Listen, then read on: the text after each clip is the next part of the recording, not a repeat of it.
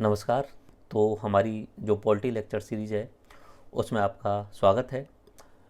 Overview वाले lecture में मैं आपको बता चुका हूं कि किस तरीके से हमें हमारी पॉलिटी को कंप्लीट करना है, और मैं वहां आपको इंश्योर कर चुका हूं कि ये लेक्चर सीरीज अगर आप प्रॉपरली कंप्लीट करते हैं और 3-4 बार रिवाइज करते हैं तो कोई भी प्री या मेंस एग्ज़ाम हो उसमें आपको एक भी सवाल बाहर नहीं मिलेगा, और ज़्यादातर सवाल जो है वो अगर 3-4 बार रिवाइज कर लेते हैं तो आप सॉल्व कर पाओगे आसानी से। तो मैंने वहाँ पे आपको ये तरीका बताया था कि किस तरीके से हमें हमारी पॉलिटी लेक्चर सीरीज एक इंडेक्स के रूप में आपको बता चुका हूँ किस तरीके से हमें पढ़नी है। तो वहाँ पे मैंने आपको ये भी बताया था कि सबसे पहले मैं कोई भी सब्जेक्ट होता है उसका एक क्रैश कोर्स कराता हूँ। Crash course in the sense कि आप किसी भी सब्जेक्ट को एक ओवरव्यू ऊपर से देखिए, उस पर एक लाइट डालिए कि इस सब्जेक्ट को क्यों पढ़ें, उस सब्जेक्ट में इंटरेस्ट लेना सीखिए। ठीक है, तो क्रैश कोर्स अगर आपने देख लिया है तो आपके लिए अब और ज़्यादा इंटरेस्ट आएगा, क्योंकि क्रैश कोर्स मैंने आपको सब्जेक्ट में इंटरेस्ट डालने के लिए पढ़ाया है। ठीक है, तो अब हम लेक्चर सीरीज करेंगे, लेकिन उससे पहले कुछ बेसिक कॉन्सेप्ट समझ लें, क्योंकि बीच बीच में हम शब्द यूज करेंगे स्टेट, कहीं पे मैं नेशन या कंट्री या पॉलिटिक्स या ये संविधान, ये शब्द हम बार बार यूज करेंगे। तो इनकी डेफिनेशन और इनका एवोल्यूशन कैसे हुआ ये थोड़ा सा समझ लेते हैं। या कहीं कहीं पे हम यूज करेंगे कि इस प्रावधान जो है वो विशेष बहुमत द्वारा संशोधन किया गया है संविधान में। तो ये बेसिक कॉन्सेप्ट जो है वो हम समझ लेते हैं। कहीं पे हम यूज करेंगे कि संविधान का अनुच्छेद, कहीं पे मैं बोल दूंगा कि ये आईपीसी की धारा, तो ये अनुच्छेद क्या है, धारा क्या है, मैं परंतुक भी बोल दूँ, उप परंतुक भी बोल दूँ। बोले कहीं पे कोष्टक लगा आता है, कहीं पे कोष्टक नहीं लिखा आता है, जैसे 19A, या कहीं पे कोष्टक लगा हुआ है 21A, अगर यहाँ पे कोष्टक नहीं है। और जैसे बहुत सारे होते हैं 39A, इस तरीके से। तो इन कोष्टक का क्या मतलब है, और बिना ब्लैंकेट जो है वहाँ पे बिना कोष्टक के जो दिया हुआ है उसका क्या मतलब है। तो ये हम जो है एक ओवरव्यू में समझ लेते हैं कि कुछ चीज़ें जो हमें आगे इस पूरी लेक्चर सीरीज में काम आने वाली हैं तो उन्हें थोड़ी देर में हम समझ लेते हैं। बाकी क्रैश कोर्स अगर आपने देख लिया है तो इन्हें समझने में बहुत आसानी होगी। ज़्यादातर चीज़ें मैं पहले ही वहाँ पे कवर कर चुका हूँ। तो पहले ये स्टेट और पॉलिटी का एवोल्यूशन कैसे हुआ देख लेते हैं, जल्दी में देखेंगे। स्टेट का और पॉलिटी का विकास कैसे हुआ, पॉलिटी का कॉन्सेप्ट कैसे आया, स्टेट का कॉन्सेप्ट कैसे आया। फिर यहाँ पे 3 शब्द हैं, देश, राष्ट्र और राज्य। इन तीनों में अंतर क्या है। हम जब पॉलिटी लेक्चर सीरीज पढ़ते हैं तो बार बार स्टेट स्टेट स्टेट यूज करते हैं, तो हम ये समझते हैं कि हमारा राजस्थान राज्य यही सिर्फ स्टेट में यूज होगा। लेकिन पॉलिटी में हम इंडिया को भी स्टेट मानते हैं, जहाँ पे एरिया होता है, पॉपुलेशन होता है और गवर्नमेंट होती है, उस एंटिटी को स्टेट बोला जाता है। तो हम ये समझ लेंगे कि क्या अंतर होता है। राजनीति और संविधान, इनमें अंतर देखते हैं। एक मेंस के रिलेटेड सवाल बन सकता है कि हमारे संविधान को शक्ति का मानचित्र कहा जाता है, एक्सप्लेन कीजिए। तो उसके की पॉइंट हम देख लेंगे कि क्यों कहा जाता है। एंड देन प्रमुख संस्थाएं, ओवरव्यू में समझ लेंगे कि संवैधानिक और गैर संवैधानिक संस्थाओं में अंतर क्या होता है, और कौन कौन सी संस्थाएं संवैधानिक है और कौन सी गैर संवैधानिक है। देन कुछ इंटरप्रिटेशन कि किस तरीके से संविधान का हमें इंटरप्रिटेशन करना चाहिए। फिर भाग और अनुसूचियाँ, वैसे अपना क्रैश कोर्स है उसमें बता चुका हूँ, लेकिन यहाँ पे फिर मैं एक बार दोबारा से आपको बताने वाला हूँ।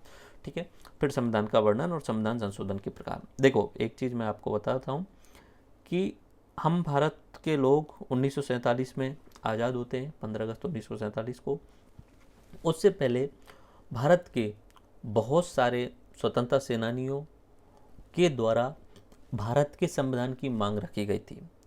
इसी मांग को पूरा करने के लिए 1940 में संविधान सभा बनाई गई, और उस संविधान सभा ने भारत का संविधान जो है वो तैयार किया, जिसे हमने 26 जनवरी 1950 को लागू कर दिया।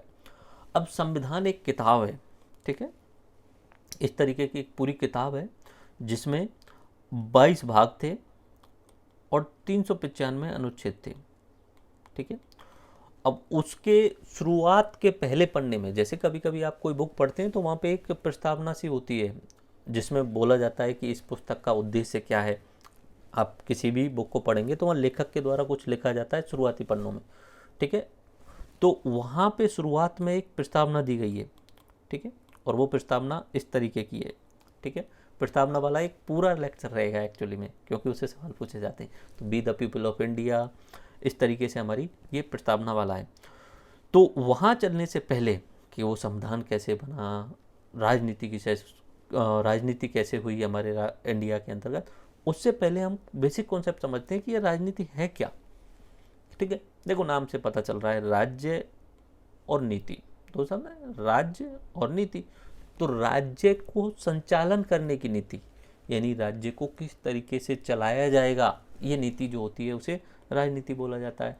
तो इसमें प्रमुख निर्णय कौन लेगा, सत्ता पर कौन बैठेगा, और ये जो संसाधन है इनका वितरण किस तरीके से किया जाएगा, खाने हैं, कृषि है, खेती है, इन सब का वितरण किस तरीके से किया जाएगा, ये राजनीति के अंतर्गत आता है।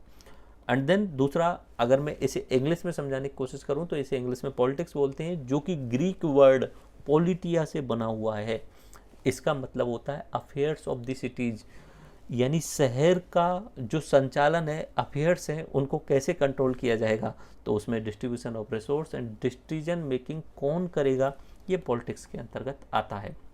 पहले ये बात समझ में आ गई कि ये होता है राजनीति। ठीक है, राज्य को संचालन किस तरीके से किया जाएगा, ये राजनीति हो गई, राजनीति हो गई। अब इस संचालन के लिए हमें संचालन से पहले एक किताब में पूरे नियम और कानून लिखने पड़ेंगे, और उसे बोला जाता है संविधान। संविधान, सम प्लस विधान, समान है विधान सभी के लिए, यानी पुस्तक में जो लिखे गए कानून हैं वो सभी के लिए इक्वल हैं, संविधान। ठीक है, भारत का राष्ट्रपति हो या सामान्य नागरिक हो, सबके लिए उस पुस्तक में जो लिखे गए कानून हैं वो बराबर हैं, संविधान इसे बोला जाता है। तो यानी भारत का ये सर्वोच्च कानून है, सुप्रीम लॉ है। कॉन्स्टिट्यूशन जो है वो French and Latin word, French word से बना हुआ है, और इसका मतलब होता है रेगुलेशंस एंड ऑर्डर्स, रेगुलेट करना, चीज़ों को नियंत्रित करना, एंड ऑर्डर्स यानी आदेश किस तरीके से दिए जाएंगे। तो अगर मैं डेफिनेशन बोलूँ कॉन्स्टिट्यूशन की, तो एक constitution is a set of fundamental laws that stipulates how a country और ऑर्गेनाइजेशन शुड बी गवर्न। यानी क्या बोला इसमें परिभाषा में मैंने, एक संविधान उन कानूनों का एक समुच्चय होता है, कानूनों का एक समुच्चय होता है जिनके आधार पे पता चलता है कि कोई देश या कोई संगठन किस तरीके से चलेगा।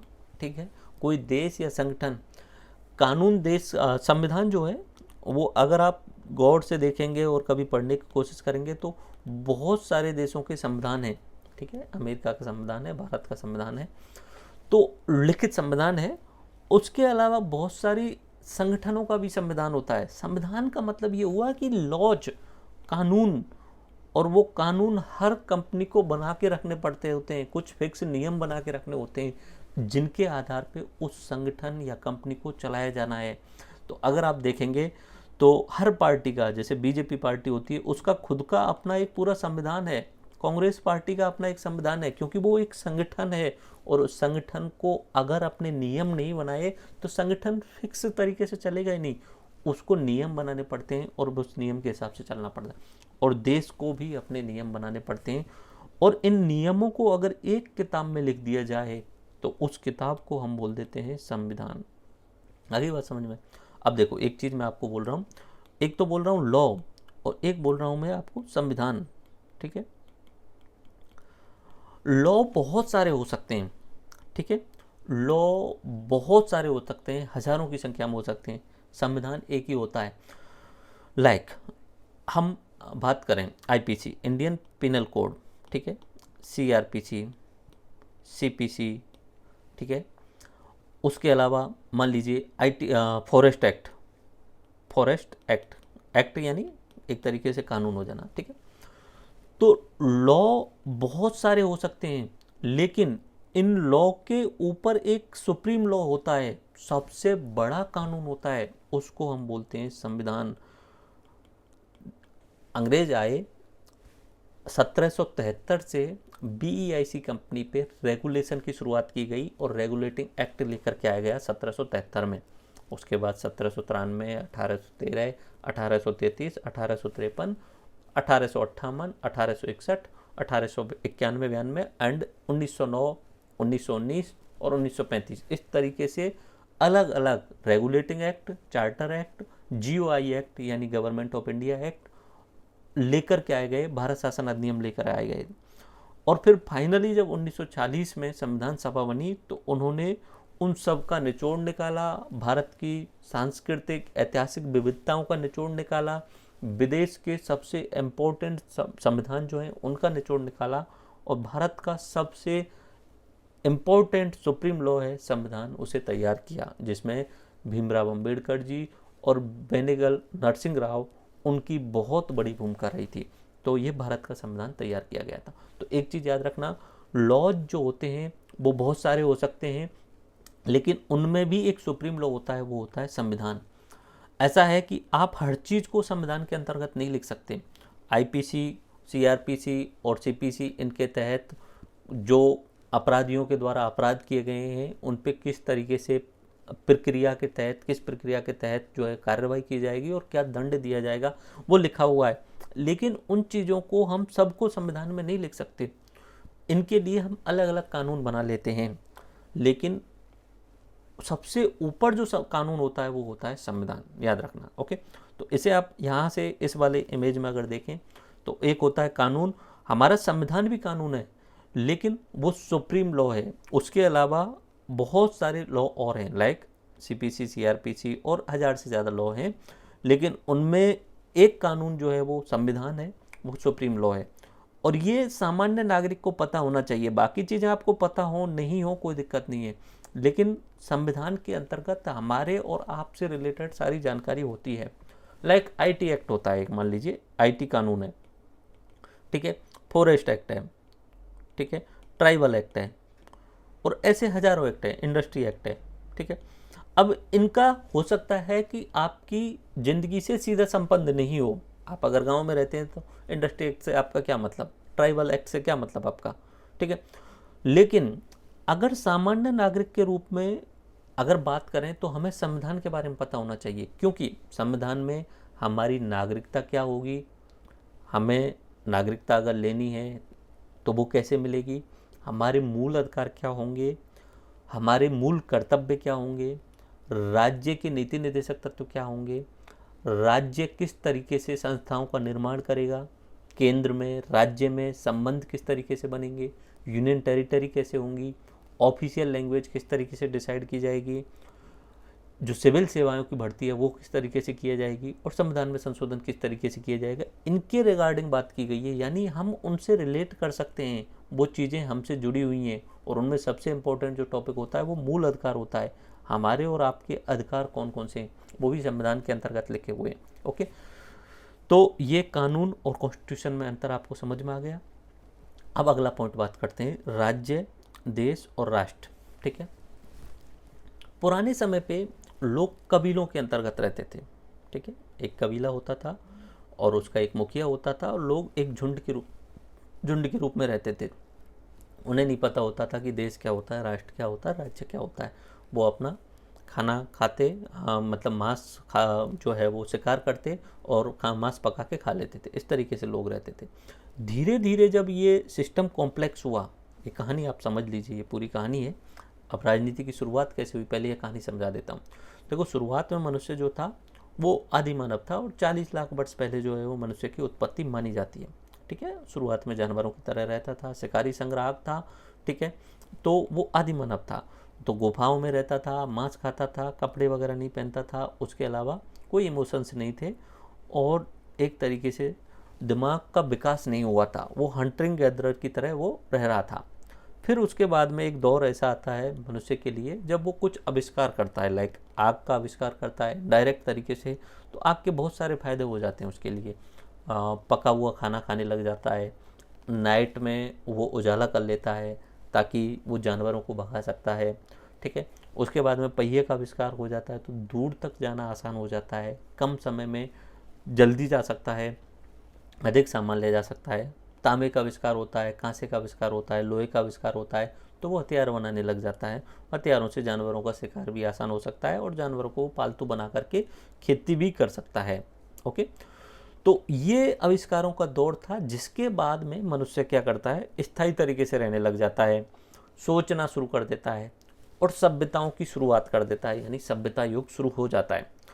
ये करीब करीब 5000 वर्ष पहले ऐसा होता है। जब सभ्यता बनाता है तो मनुष्य खेती करके एक जगह पे स्थायी निवास करने लगता है, घर बनाने लग जाता है, सही ढंग से रहने लग जाता है, यानी अब पहले की तरह नंगा नहीं रहता है, कपड़े पहनने लग जाता है, इमोशंस के साथ में जुड़ने लग जाता है, शादी ब्याह करने लग जाता है, पति पत्नी परिवार पालने लग जाता है और सोचना शुरू कर देता है, थिंकिंग करता है कि हम जो पहले लड़ते आ रहे थे वो अब हमें थोड़ा सा ख़त्म करना है और एक सिस्टम से रहना चाहिए, वो सोचना शुरू करता है।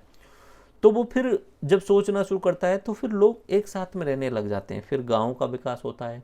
जब गाँव बड़े हो जाते हैं तो शहरों का, जहाँ पे व्यापार आदान प्रदान होता है, और 10-5 शहर जब मिलने लग जाते हैं तो स्टेट का डेवलपमेंट होता है, स्टेट का विकास होता है। और जब जहाँ पे ज़्यादा लोग हो जाते हैं वहाँ पे राजनीति की शुरुआत हो जाती है।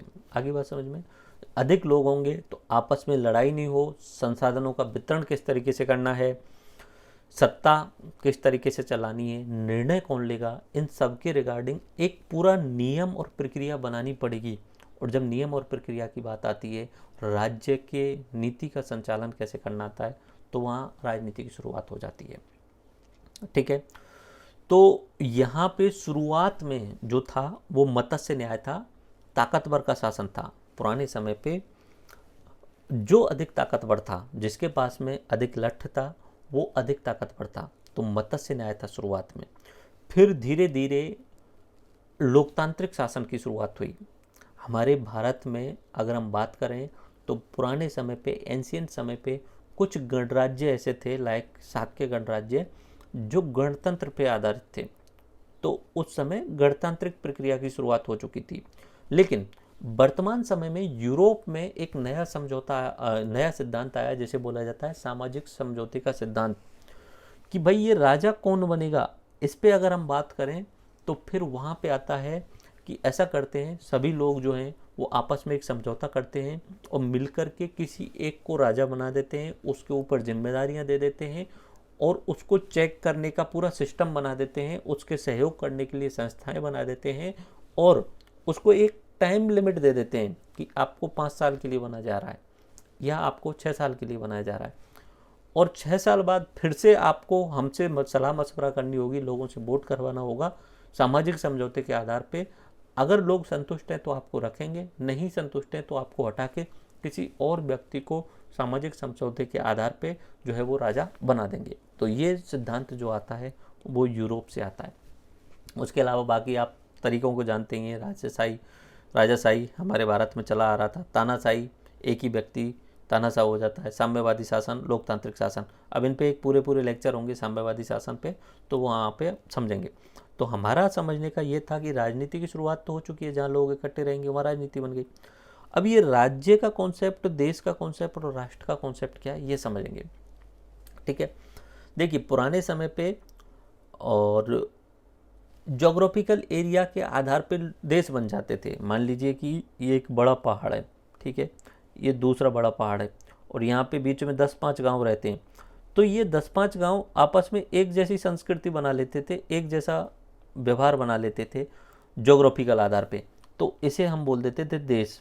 ठीक है, अगर यहाँ से भी बाहर और दूर तक, इवन इफ यहाँ पे भी इनमें पूरे तरीके से सांस्कृतिक और इनके साथ में जो इमोशंस हैं वो अगर जुड़ जाते थे तो इसे हम बोल सकते हैं एक नेशन। ठीक है, एक सेकंड दोबारा मैं आपको समझाता हूँ। 3 शब्द हैं, देश, राष्ट्र और एक है अपना राज्य। देश को हम हिंदी में, इंग्लिश में बोलेंगे कंट्री, राष्ट्र को हम बोलेंगे नेशन। ठीक है, और राज्य ये पॉलिटी वाला शब्द है जो हम पूरे इस लेक्चर सीरीज में यूज करने वाले हैं। ठीक है, तो कंट्री का मतलब है कि एक जोग्राफिकल एरिया में रहने वाले लोग, एक फिक्स जोग्राफिकल एरिया में रहने वाले लोग जो थोड़ा बहुत अपने आप को कनेक्ट फील कर लेते हैं बस, तो वो होता है देश। ठीक है, जो एक भौगोलिक आधार पे बनता है। लाइक हमारा भारत जो है वो उपमहाद्वीप के रूप में एक देश है। उपमहाद्वीप के रूप में किस तरीके से कि उपमहाद्वीप में हमारे में ये वाला, जैसे मैं यूज करूं तो यहाँ पे ऊपर की साइड में हिमालय पर्वतमाला है इस तरीके से, ठीक है। इधर हिंदू कुश पर्वतमाला है और नीचे आपको पता ही है कि हिंद महासागर है, ठीक है। तो इसके बीच में जो भी एरिया आ रहा है वो एक ज्योग्राफिकल रूप से एक देश बनता है, वो एक ज्योग्राफिकल रूप से क्या बन जाता है, देश बन जाता है। भले ही उसमें हिंदू रहते हों, मुसलमान रहते हों, या अन्य धर्मों के, अन्य जातियों के, अन्य निर्जातियों के एथनिकल लोग रहते हों, लेकिन ये यहाँ ऊपर पर्वतमालाओं से गिर गया, नीचे समुद्र से गिर गया, यानी एक ज्योग्राफिकल रूप से उपमहाद्वीप देश बोल सकते हैं इसे, उपमहाद्वीप देश, ठीक है। यानी एक ऐसा एरिया जो ज्योग्राफिकल रूप से जुड़ा हुआ फील करे, वो होता है देश, ठीक है। अब इस देश में सभी लोग एक दूसरे के साथ में कल्चरली यानी सांस्कृतिक रूप से जुड़ाव महसूस करें, इमोशन महसूस करने लग जाएं, तो वो होता है अपना राष्ट्र यानी नेशन। देश में और नेशन में सिर्फ इतना अंतर है, देश में जो है वो सिर्फ और सिर्फ ज्योग्राफिकल बाउंड्री होती है, उसमें भावनाएं नहीं जुड़ी होती हैं लोगों की। लेकिन यहाँ नेशन में क्या होता है, लोगों की भावनाएं जुड़ जाती हैं आपस में, ठीक है, एक दूसरे के साथ में। हो सकता है वो धार्मिक रूप से भावनाएं जुड़ें, हो सकता है वो सांस्कृतिक रूप से जुड़ें, हो सकता है वो एथनिक रूप से जुड़ें, हो सकता है वो राजा के कारण वो भावनाएं जुड़ जाएं। जहाँ पे भावनाएं जुड़ जाएंगी ज्योग्राफिकल कंडीशन के साथ में, वो देश बन जाता है, ठीक है। तो ये तो हुआ देश और राष्ट्र। अब राज्य की बात करें तो राज्य में एरिया होता है, यानी ज्योग्राफी की एरिया होता है, एरिया बाउंड्री होती है उसकी, लोग होते हैं, पॉपुलेशन होती है, और उनको गवर्न करने के लिए एक सिस्टम होता है, ठीक है, गवर्न करने के लिए एक सिस्टम होता है, तो वो राज्य कहलाता है। राज्य एक गांव भी राज्य हो सकता है, क्योंकि गांव में उसका एक फिक्स एरिया है कि भाई यहाँ तक हमारे खेत हैं, यहाँ तक पूरा गांव है, और इसके अंतर पॉपुलेशन रहती है। उसके अलावा यहाँ पे इसको गवर्न करने के लिए सरपंच, प्रधान कुछ बनते हैं, यानी एक सिस्टम होता है। तो ये तीनों के अंतर्गत अंतर होता है। दोबारा से रिवाइज कर लेते हैं, बाकी ज़्यादा डीप में जाने की कोई ज़रूरत है नहीं, इतना समझ लीजिए। देश जो होता है वो ज्योग्राफिकल एंटिटी होती है, राष्ट्र में ज्योग्राफिकल एंटिटी के साथ में same identity, cultural, ethnic, religious करके और कॉमन इमोशंस होते हैं, भावनाएं जुड़ जाती हैं उनकी, तो फिर वो जो होता है वो एक राष्ट्र बन जाता है। और ऑब्वियस सी बात है, एक राष्ट्र सोवरेन होना चाहिए। सोवरेन का मतलब होता है संप्रभु, आगे हम देखेंगे। अगर कोई देश या राष्ट्र बन रहा है तो वो संप्रभु होना चाहिए। संप्रभु है तभी वो एक अलग से राष्ट्र कहलाएगा, नहीं तो फिर वो किसी दूसरे राष्ट्र के अंतर्गत आ जाएगा। संप्रभु का मतलब होता है खुद के प्रभु हम पे कोई दूसरा देश दादागिरी नहीं कर सकता, हमारे इंटरनल अफेयर्स में कोई दूसरा व्यक्ति या दूसरा देश कुछ बोलेगा नहीं, ये होता है अपना सोवरेन। राज्य का अभी थोड़ी देर पहले आपको बताया, एरिया होना चाहिए, ठीक है, पॉलिटिकल एंटिटी जिसमें पीपल, एरिया और गवर्नमेंट होनी चाहिए। तो एक गांव भी राज्य के रूप में काम कर सकता है। हमारा राजस्थान, यूपी, बिहार ये सब राज्य के रूप में होते हैं। भारत भी राज्य है, नेपाल भी राज्य है, in the terms of the polity. ये पॉलिटी के लिए मैं बात कर रहा हूँ, मैं ध्यान रखना, पॉलिटी में हम भारत को स्टेट ही बोलते हैं, ठीक है, आगे बात समझ में। बाकी हमारी भावनाएं जुड़ी हुई हैं तो हमारा ये राष्ट्र हो गया, और अगर किसी की भावनाएं नहीं जुड़ी हैं और सिर्फ इस ज्योग्राफिकल एरिया के अंदर ही आ रहा है तो वो इसे देश मानेगा। Okay, that's it. सो ये बीच में कॉन्सेप्ट क्लियर हो गया, ये कहानी आपको समझ में आ गई, राजनीति की शुरुआत कैसे हुई। अब संविधान और राज्य व्यवस्था में थोड़ा सा अंतर समझ लेते हैं कि कॉन्स्टिट्यूशन और पॉलिटी में अंतर क्या है। देखो, संविधान में जो हमारे कानून हैं उनको हमने एक जगह पे जो है वो संग्रह करके रख दिया कि इस देश को इस तरीके से चलाना चाहिए, इस देश में सार्वजनिक जीवन में राजनीति कैसे होगी, अर्थव्यवस्था कैसे चलेगी, कानून कैसे चलेगी, प्रशासन कैसा चलेगा, ये सब हमने किस में लिख दिया, उस बुक में लिख दिया। अब बुक में तो थ्योरी लिखी जाती है एक तरीके से, उसका प्रैक्टिकल जो होता है वो राजनीति होती है। उसका प्रैक्टिकल क्या होता है, राजनीति। यहाँ लिखा हुआ है राज्य व्यवस्था का संविधान, राज्य व्यवस्था जो है वो संविधान का व्यवहारिक रूप है, यानी प्रैक्टिकल फॉर्म है। जब संविधान को लागू किया जाता है तो उसके संबंध में बहुत सारे मुद्दे, विषय और संस्थाएं जो हैं वो मिलकर के राज्य व्यवस्था कहलाती हैं। यहाँ पे सिर्फ एक बुक है, इधर की साइड में संविधान वाली साइड में एक बुक है। यहाँ पे संसद के द्वारा बनाए जाने वाले बहुत सारे कानून होंगे, जिनमें 1000+ कानून हो जाएंगे, वो व्यवहारिक रूप से काम आने वाले हैं।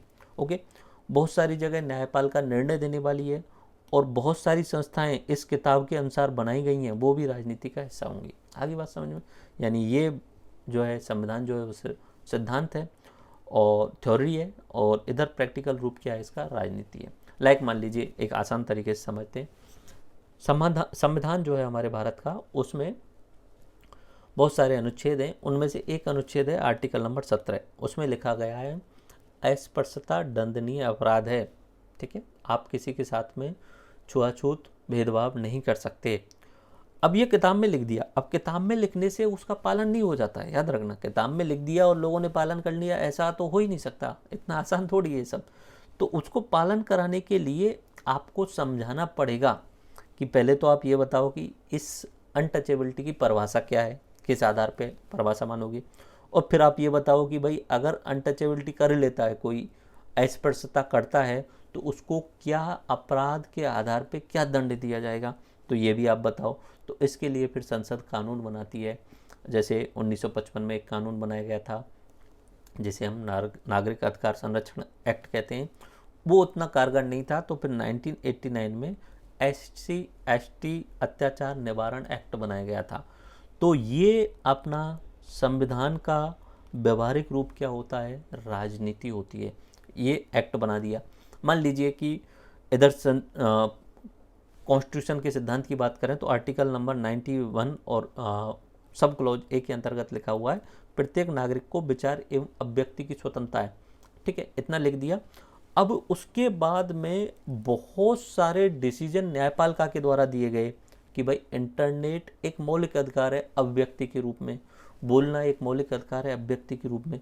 तो ये जो है वो व्यवहारिक रूप जो दिए गए हैं वो राजनीति कहलाती है। ठीक है, लाइक आर्टिकल नंबर 21 उसमें लिखा हुआ है जीवन जीने का अधिकार।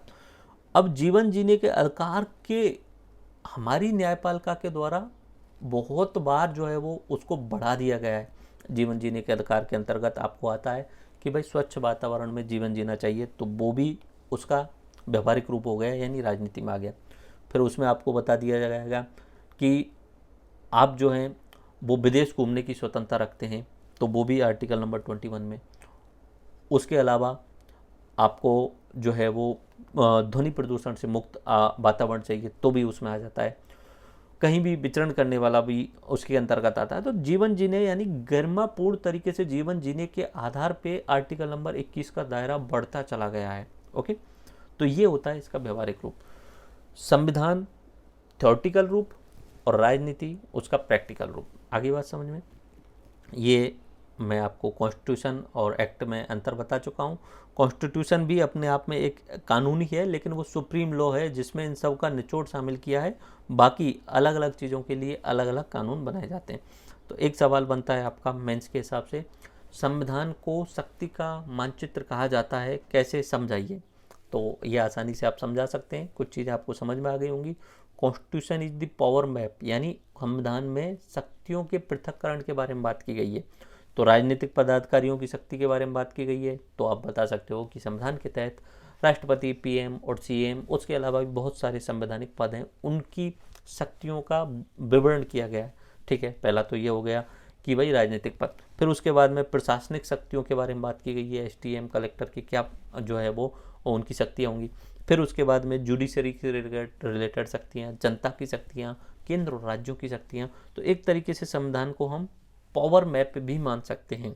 ठीक है, ऐसे पूछा भी गया है कि भारत का संविधान शक्तियों का मानचित्र है, समझाइए। तो आपको समझाना कैसे है, देखो भाई राजनीतिक शक्तियों का इसमें विभाजन किया गया है, प्रशासनिक शक्तियों का इसमें विभाजन किया गया है, न्यायपालिका की शक्तियों का विभाजन किया गया है, हमारी यानी जनता की शक्तियों को बांटा गया है, केंद्र और राज्यों के बीच में शक्तियों का पृथक्करण किया गया है। तो एक तरीके से ये क्या हो गया, शक्तियों का मानचित्र हो गया। संस्थाएं दो तरीके की होती हैं, संवैधानिक का मतलब होता है जो संविधान के अंतर्गत लिखी गई हैं कि भाई ये संस्था आपको बनानी है। जैसे आर्टिकल नंबर 280 में लिख दिया गया कि राज्यों के लिए केंद्र के द्वारा जो पैसों का आवंटन किया जाएगा उसके लिए आपको वित्त आयोग बना देना है, तो ये संवैधानिक संस्था है, क्योंकि आर्टिकल नंबर 280 में लिखा गया है। ऐसे ही निर्वाचन आयोग लिखा गया है कि MP और MLA के चुनाव कराने के लिए आपको निर्वाचन आयोग का गठन करना है, तो ये भी संवैधानिक संस्था है। UPSC जैसे, ठीक है, ओके। तो ये संवैधानिक संस्थाएं जो संविधान के अंतर्गत लिखी गई हैं। और गैर संवैधानिक यानी एक्स्ट्रा कॉन्स्टिट्यूशनल, यहाँ एक शब्द गौर करने वाली बात है, गैर संवैधानिक और असंवैधानिक, ठीक है। हमारे भारत के अंतर्गत कोई भी चीज असंवैधानिक नहीं हो सकती। असंवैधानिक का मतलब ये होता है कि संविधान के अपोजिट, जो संविधान के नहीं है उसके अपोजिट। गैर का मतलब है संविधान के अपोजिट नहीं है लेकिन संविधान में लिखा नहीं है, बस ऐसी बात है, ठीक है। मान लीजिए कि यहाँ पे लिखा हो कि आर्टिकल नंबर 21 में जीवन जीने का अधिकार, और इधर कोई ऐसा एक्ट बना लें जिसमें लिख दिया जाए कि जीवन जीने को छीन सकती है सरकार, तो फिर वो क्या हो गया, असंवैधानिक हो गया, क्योंकि एक दूसरे के विपरीत हो गए, ठीक है। विपरीत नहीं, ऐसी चीज़ें बनाई जा सकती हैं जो संविधान में नहीं लिखी हैं लेकिन संविधान सम्मत हैं, संविधान के हिसाब से ही हैं। संविधान में लिखा है कल्याणकारी राज्य बनाना है, तो आप कल्याणकारी राज्य बनाने के लिए अलग अलग आयोग बना सकते हैं। लाइक योजना आयोग बनाया गया जो पंचवर्षीय योजनाओं की शुरुआत करता है, जिससे हमारे देश का डेवलपमेंट किस तरीके से किया जाए, तो वो संविधान सम्मत ही है, बस संविधान में लिखना भूल गए थे, ठीक है।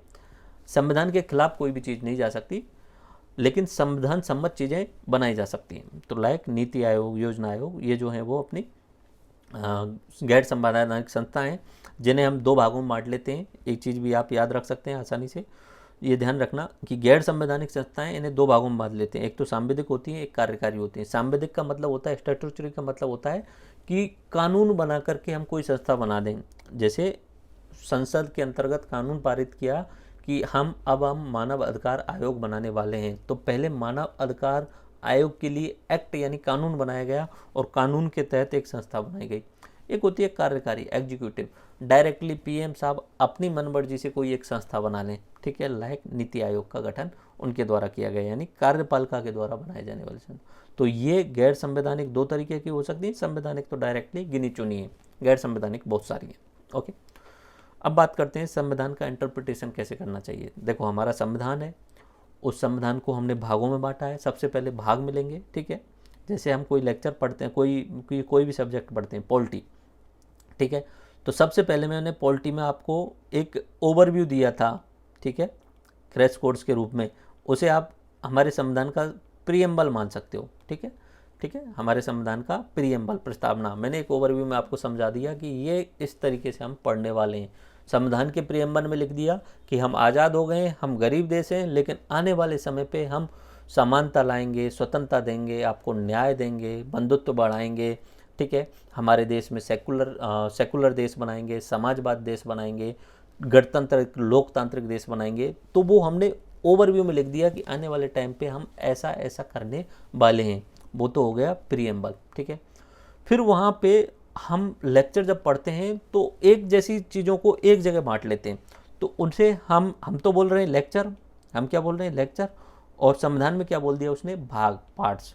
मान लीजिए कि भाई नागरिकता के बारे में बात करनी है, ठीक है, तो बोले चलो ऐसा करो कि कुछ फिक्स अनुच्छेद यानी भाग नंबर 2 में बांट दो इसे। अब फिर भाग के अंतर्गत यानी लेक्चर के अंतर्गत हम सब टॉपिक पढ़ते हैं, तो वो होते हैं हमारे अध्याय, ठीक है। और फिर उसके बाद में अनुच्छेद आते हैं, फिर अनुच्छेद के अंतर्गत परंतु को, और फिर उपपरंतु को आते हैं। आसानी से समझ लीजिए, ज़्यादा डिफिकल्ट है नहीं। हमने संविधान को बांटा हमारे कुल मिला के 22 भागों में, शुरुआत के हिसाब से बात कर रहा हूँ, ठीक है, 22 भागों में बांटा, ठीक है। संविधान के एक प्रकार के प्रावधानों को एक स्थान पर संग्रहित कर दिया, तो लाइक मूल अधिकारों से रिलेटेड जितने भी प्रावधान हैं उन्हें हमने भाग 3 में डाल दिया। अब इनके अंतर्गत नॉर्मली अनुच्छेद होते हैं, लेकिन कुछ भाग जो हैं वो बहुत बड़े हैं। लाइक हमारा भाग नंबर 5 जो है वो संघ के शासन की बात करता है। अब संघ के शासन की बात कर रहा है तो उसमें संघ की कार्यपालिका भी आएगी, ठीक है, संघ की विधायिका भी आएगी, संघ की न्यायपालिका भी आएगी, ठीक है, उसके अलावा कैग के बारे में भी आएगा। तो ये सारी चीज़ों को हमने अध्याय में बांट दिया, भागों को हम अध्याय में बांट सकते हैं। एक चीज़ याद रखना, हर भाग को अध्याय में नहीं बांटा जाएगा। जो भाग बहुत बड़ा कवर कर रहा है, लाइक अपना भाग नंबर 5 जो है वो अनुच्छेद 52 से लेके 151 तक है, उसमें ऑलमोस्ट 100 अनुच्छेद हैं। तो फिर उसको फिर हमने भाग में बांट दिया, अध्याय में बांट दिया है। ठीक है, उस भाग को हमने किस में बांट दिया, चैप्टर में बांट दिया, यानी अध्याय में बांट दिया। ओके, फिर हम जो है वो अध्याय को चैप्टर में अनुच्छेद में बांटेंगे, या डायरेक्टली भाग को भी हम अनुच्छेद में बांट देंगे। ओके, तो अध्यायों को अनुच्छेद में बांटा जाता है, भागों को सीधा अनुच्छेद में बांटा जा सकता है। ओके, आगे बात समझ में। तो लाइक भाग 5 में हम राष्ट्रपति के बारे में बात करेंगे, तो राष्ट्रपति के अनुच्छेद हैं जिनमें राष्ट्रपति की योग्यता, निर्वाचन, किस तरीके से उसकी योग्यता रहेगी, क्या निर्वाचन रहेगा, तो बांट सकते हैं। और हम डायरेक्टली अध्याय नहीं बनाए और डायरेक्टली अनुच्छेद भी बना सकते हैं। भाग 3 में अनुच्छेद 12 से लेके और 35 तक पूरी बात की गई है। ओके, फिर जब लगे कि एक अनुच्छेद काफ़ी बड़ा हो रहा है, अनुच्छेद नंबर 39 बड़ा हो रहा है, तो उसको हम क्लॉज में बांट लेते हैं, जिसमें हम कोष्टक लगा देते हैं। अब एक चीज़ ध्यान रखना, जहाँ पे कोष्टक नहीं लगा हुआ हो वो एक नया अनुच्छेद होता है। लाइक अनुच्छेद नंबर एक तो हो गया 21, ठीक है, और एक हो गया अनुच्छेद 21A। तो ये दोनों अलग अलग अनुच्छेद हैं, ध्यान रखना है। क्या है, दोनों अलग अलग अनुच्छेद हैं, ये इसका पार्ट नहीं है, अलग अलग है दोनों अनुच्छेद। आगे बात समझ। और अगर मैं बात करूं, अगर कोष्टक में बांट दिया तो ये 39 का भाग, 39 का जो है वो एक छोटा सा हिस्सा हो गया, और ये भी 39 का एक छोटा हिस्सा हो गया। इन दोनों को अलग अलग अनुच्छेद नहीं मानेंगे। ठीक है, अगर अनुच्छेद ज़्यादा बड़ा हो रहा है तो उसे क्लॉज में बांट देते हैं, जिसे हम हिंदी में परंतुक बोलते हैं। बड़े अनुच्छेदों को परंतुक में बांटा जाता है। और जब ज़्यादा ही बड़ा हो जाए तो फिर हम क्लॉज को सब क्लॉज में बांट देते हैं, एक कोष्टक के बाद में दूसरा कोष्टक। बस ये इंटरप्रिटेशन होता है। अब यहाँ पे एक चीज़ और समझने की है कि जो बहुत सारे कानून होते हैं और एक संविधान होता है, ठीक है, संविधान को हम नॉर्मली अनुच्छेदों में बांटकर पढ़ते हैं, ठीक है, जिसे हम आर्टिकल बोलते हैं। लेकिन जो कानून बने होते हैं, CPC, CRPC, IPC, ये जो कानून हैं, इन कानूनों में धाराएं होती हैं, ठीक है, sections, section number 420, section number 377, section number 398, इस तरीके से बहुत सारी जो है वो धाराएं होती हैं। ये किसके अंतर्गत होती हैं, कानूनों में। लेकिन संविधान में क्या होता है, कुछ अलग होना चाहिए, तो इसलिए हमने धाराएं नहीं रखी, अनुच्छेद रखे, उसमें आर्टिकल रखे। आगे बात समझ में। तो ये हो गया एंड संविधान का वर्णन तो आपको समझ में आ चुका है। संविधान जो है वो हमारे जो लोगों का दर्शन है उसे रिप्रेजेंट करती है, सरकार का गठन कैसे होना चाहिए, और उसके अलावा और क्या क्या चीज़ें जुड़नी चाहिए वो संविधान के दर्शन में है। प्रस्तावना, मौलिक अधिकार, ये संविधान के दर्शन हुए। केंद्र और राज्य सरकार और ग्रामीण स्तर पे किस तरीके से सरकार बनने वाली है, और संस्थाएं कौन कौन सी होंगी, भाषा संबंधी प्रावधान क्या होंगे, ये सब वहाँ पे लिखा हुआ है। एक की पॉइंट अगर आपको याद रखना है वो शुरू से याद रख लीजिए, सरकार जो है वो एक संस्था है, एक संस्था है जो शासन चलाने का कार्य करती है। सरकार कोई व्यक्ति नहीं है। अगर हम बोलें मोदी सरकार, बोलने के लिए ठीक है, लेकिन रियलिटी में वो मोदी सरकार नहीं है, भारत सरकार है। हर काम भारत सरकार के नाम से होंगे। उसमें मोदी जी एक प्राइम मिनिस्टर नाम की एक पोस्ट है, उस पर जो है बैठे हुए हैं। राजस्थान सरकार के नाम से काम होंगे, गहलोत सरकार नहीं बोलेंगे उसे। ओके, ऐसा नहीं कि वहाँ पे ऊपर लिखा है कि गहलोत सरकार का आदेश, राजस्थान सरकार का आदेश, ठीक है, ऐसे ही भारत सरकार का आदेश, याद रखना।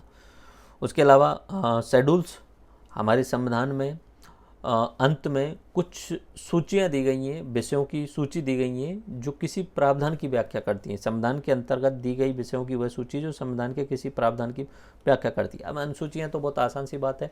मान लीजिए कि यहाँ पे आर्टिकल नंबर 1 में लिखा हुआ है भारत राज्यों का संघ होगा, India shall be union of states, ठीक है, भारत राज्यों का संघ होगा। अब फिर ये कौन कौन से राज्य हैं, अब यहाँ पे अनुच्छेद 1 में लिखने लग जाते ना, तो क्या है कि वो बहुत ज़्यादा डिस्टर्बेंस हो जाता कि भाई लिखने लग जाते राजस्थान, यूपी 15-20, उस समय तो 15 थे, फिर बाद में चेंज भी होते हैं। तो फिर वहाँ पे लिख दिया उन्होंने नीचे। जब भी आप कोई किताब पढ़ते हैं ना, जब किताब पढ़ते हैं तो वहाँ पे कहीं कहीं पे ऐसे स्टार सा लगा होता है, ठीक है, ऐसे लगा होता है स्टार, और उस स्टार का नीचे वर्णन लिखा होता है, ऐसे कोष्टक में, नीचे कोष्टक में लिखा होता है स्टार के आगे इस तरीके से कि ये पेज नंबर, अंतिम पेज नंबर 395 पर देखें, ठीक है। इसके बारे में ज़्यादा डिस्क्रिप्शन में 395 में देखें। ऐसे ही यहाँ पे जो है वो अनुसूचियाँ हैं, वो यहाँ लिख दी गई कि राज्यों के बारे में कौन कौन से राज्य होंगे वो आप अनुसूची नंबर 1 में देख लेना। और अनुसूचियाँ संविधान के लास्ट में जो है वो अनुसूचियाँ दी गई थी। पहले 8 अनुसूचियाँ थी, यानी लिस्ट बनी होती है, उसमें लिस्ट बनी होती है। तो शुरुआत में 8 अनुसूचियाँ थी, अभी 12 अनुसूचियाँ। तो राज्य कौन कौन से होंगे वो अनुसूची नंबर 1 में मिल जाएगा। फिर जैसे वेतन के बारे में बात, कहीं प्रधानमंत्री का आएगा, राष्ट्रपति का आएगा, कैग का आएगा, अटॉर्नी जनरल, एडवोकेट जनरल। अब इन सब का वेतन वहाँ लिखेंगे ना संविधान में तो बहुत ख़राब सा लगेगा, और फिर वेतन चेंज भी होते रहते हैं तो भी गड़बड़ लगेगा। तो उन्होंने बोला इनके वेतन के रिगार्डिंग हम अनुसूची नंबर 2 बना देंगे, उसमें चेंज कर लेना, या बीच बीच में संविधान में गड़बड़ मत करना, ठीक है। तो वो अनुसूचियाँ हैं वो लास्ट में। तो यहाँ पे संविधान के भाग और संविधान की अनुसूचियाँ हैं। कुल मिला के पहले 22 भाग थे, अब 25 भाग हैं। एक बार रिवाइज कर लेते हैं, बाकी क्रैश कोर्स में मैं 5-6 बार रिवाइज करा चुका हूँ। क्रैश कोर्स ज़रूर देख लेना ताकि पॉलिटी आपकी कंठस्थ हो जाएगी। Part 1 union and it's territory, यानी संघ एवं उसके राज्य क्षेत्र के बारे में बात करता है। पार्ट 2 संविधान का भाग 2 नागरिकता के बारे में बात करता है, आर्टिकल नंबर 5 से 11। पार्ट 3 12 से 35 फंडामेंटल राइट्स के बारे में बात करता है। फिर उसके बाद में 36 से 51 तक राज्य के नीति निर्देशक तत्व के बारे में बात की गई है। पार्ट 4A फंडामेंटल ड्यूटीज़ की बात करता है। पार्ट 5 यूनियन गवर्नमेंट के बारे में बात करता है, यानी केंद्र सरकार, जिसमें केंद्र की कार्यपालिका, विधायिका, न्यायपालिका और कैग के बारे में बात की गई है। तो ये बहुत सारा अनुच्छेद इसमें शामिल हैं, 52 से लेकर 151 तक, यानी ऑलमोस्ट 100 अनुच्छेद इसमें शामिल हैं। फिर उसके बाद में राज्यों के बारे में आ जाती है। तो 237 तक तो हमारे ये 6 पार्ट हो गए। उसके बाद में 25 पार्ट बनते, 22 हैं ओरिजिनली, तो इनडायरेक्ट तरीके से 25 होते हैं, जैसे 9A, ठीक है। और ऐसे अलग अलग पार्ट बन जाते हैं, कुछ पार्ट हट भी गए हैं। उसके अलावा ये अपना 14A, ऐसे पार्ट बनते हैं, तो इन्हें 25 बोल देते हैं। ओरिजिनली संविधान में लिखा हुआ अंतिम जो भाग है वो 22वां ही है, ओके। तो 237 तक ये हो जाते हैं। उसके बाद में ज़्यादा इंपॉर्टेंट है नहीं। एक तो अपना ये 9वां भाग है जो पंचायतों से रिगार्डिंग बात करता है। एक अपना 14वां भाग है जो यूपीएससी के रिगार्डिंग बात करता है। एक अपना यहाँ पे 15वां भाग है जो निर्वाचन यानी चुनाव के रिगार्डिंग बात करता है। एक यहाँ पे अपना 17वां ऑफिशियल लैंग्वेज के बारे में बात करता है। एक हमारा 18वां जो हमारे इमरजेंसी प्रावधान के बारे में बात करता है, ठीक है। और एक हमारा 20वां जो संविधान में संशोधन की प्रक्रियाओं से रिगार्डिंग बात करता है, ठीक है। तो ये भाग हैं, आप देख लेना एक बार। आपको ये ट्रिक दी गई है, क्रैश कोर्स में मैंने 4-5 बार कराई हुई है ट्रिक। अब हम बात करते हैं अनुसूचियाँ। अनुसूचियाँ पहले 8 थी, अभी वर्तमान में 12 हैं, ठीक है। तो एक ट्रिक है, स्पोर्ट सूची में क्षेत्रीय भाषाओं की संपत्ति दल बदल के आधार पर पंचायत व नगर पालिकाओं को दे देंगे। तो पहली जो अनुसूची है वो स्टेट और यूनियन टेरिटरी कौन कौन सी हैं उसके बारे में है। दूसरी में है पेमेंट, यानी उनको वेतन किस तरीके से किया जाएगा, पे से पेमेंट, ठीक है। तीसरी में लोगों को शपथ किस तरीके से दिलाई जाएगी, वो तीसरी लिस्ट में है। चौथी में राज्यसभाओं में राज्यों के लिए सीटों का आवंटन कैसे किया जाएगा। पाँचवीं में ट्राइबल एरिया में प्रशासन कैसे किया जाएगा। छठवीं में स्पेशल स्टेटस दिया गया है कुछ राज्यों के लिए, जिसमें अपना अरुणाचल, त्रिपुरा, मेघालय और मिजोरम है। उसके अलावा यहाँ पे सूची जो है संवर्ती सूची, संघ विषय की सूची और राज्य विषय की सूचियाँ दी गई हैं, तो वो यहाँ 7वें नंबर में बांटी गई हैं, ओके। फिर क्षेत्रीय भाषाएं हैं, ऑफिशियल लैंग्वेज हैं, ठीक है। उसके बाद में संपत्ति के रिगार्डिंग था ये 9वां, जो स्पेशल एक तरीके से बोल सकते हैं कि ये पहली अनुसूची एक्स्ट्रा जोड़ी गई थी। इसमें आने पे जो है वो आप जो है वो न्यायपालिका से बच जाते हैं कुछ एक्ट्स इस तरीके से। फिर 10वीं दल बदल के रिगार्डिंग अगर कुछ प्रावधान है। 11वीं में पंचायतों की शक्तियाँ और 12वीं में नगर पालिका की शक्तियाँ यहाँ पे दी गई हैं सारी अनुसूचियाँ, ये आप देख सकते हैं, ठीक है। मैं बार बार रिवाइज करा चुका हूँ क्रैश कोर्स में, तो यहाँ पे उतना ज़्यादा नहीं कराऊँगा, आगे 1-2 बार और रिवाइज करेंगे, ठीक है। तो सरकार के 3 अंग होते हैं, विधायिका, न्याय कार्यपालिका और न्यायपालिका। विधायिका का काम होता है जो कानून बनाए, ठीक है। इसमें संसद होती है और राज्य विधानमंडल होती है। संसद केंद्र के लिए बनाता है, राज्य विधानमंडल राज्यों के लिए कानून बनाता है। कार्यपालिका इन कानूनों को लागू करवाती है। तो कार्यपालिका दो तरीके की होती है, राजनीतिक और प्रशासनिक। राजनीतिक जो होती है वो अस्थायी होती है, लाइक PM CM, ये अस्थायी 5 साल के लिए होते हैं मंत्रिपरिषद। फिर उनके बाद चुनाव होते हैं, चुनाव के बाद हट भी सकते हैं और दोबारा जीत के आते हैं तो दोबारा आ सकते हैं। प्रशासनिक स्थायी कार्यपालिका होती है जिसमें IAS RS यानी नौकरशाह होती है। न्यायपालिका, इसका काम होता है न्याय देना, देखभाल करना और संविधान का इंटरप्रिटेशन करना, संविधान की व्याख्या करना। ये किसका काम होता है? न्यायपालिका का। दो शब्द आएंगे बार बार, बिल और एक्ट। बिल का मतलब होता है किसी कानून को बनाने से पहले उसका ड्राफ्ट बनाया जाता है रफ कॉपी में, ठीक है, तो उसे बिल कहा जाता है और उस बिल को संसद के सामने प्रस्तुत किया जाता है।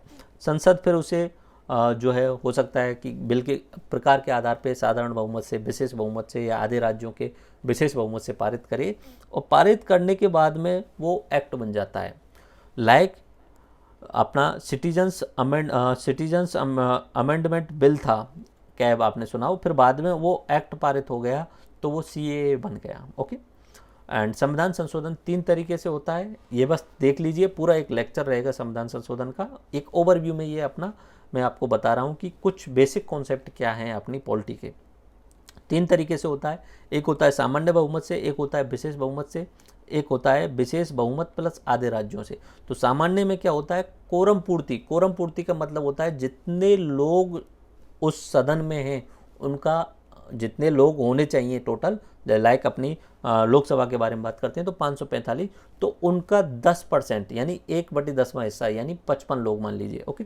तो कोरम पूर्ति के बाद उपस्थित व मतदान करने वालों का बहुमत, तो मान लीजिए कि भले ही 545 में से सिर्फ 200 लोग आए हैं तो इन 200 का बहुमत 101 हो जाता है, तो बस उतने पे ही पारित हो जाएगा। वो एक तो होता है सामान्य से, एक होता है विशेष बहुमत। तो सदन की कुल संख्या का तो बहुमत होना चाहिए, सदन की कुल संख्या का बहुमत है 272, ठीक है, और उपस्थित व मतदान करने वालों का 2/3 भी होना चाहिए, कम से कम 2/3 होना चाहिए। तो 272 तो कम से कम होना ही चाहिए और जितने उपस्थित हैं उनका 2/3 होना चाहिए। उसके बाद में विशेष बहुमत और आधे राज्यों से अनुमोदन, ठीक है, ये यहाँ पे लिखा, आधे राज्यों से अधिक शब्दावली का प्रयोग नहीं है, सिर्फ वहाँ लिखा हुआ आधे राज्यों का अनुमोदन, ठीक है।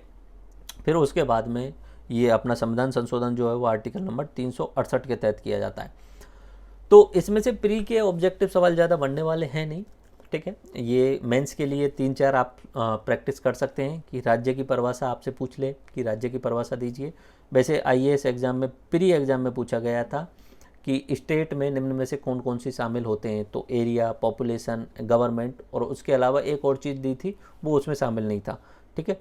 तो ये राज्य की परिभाषा आप खुद से लिख सकते हैं। ओके, राज्य की परिभाषा। उसके बाद में सामाजिक समझौता सिद्धांत, लोग आपस में मिलकर के सामाजिक समझौता करते हैं, उसमें वो एक प्रतिनिधि का निर्वाचन करते हैं जो सरकार को चलाता है और संसाधनों का वितरण और सत्ता का नियंत्रण रखता है। ये सामाजिक समझौता सिद्धांत।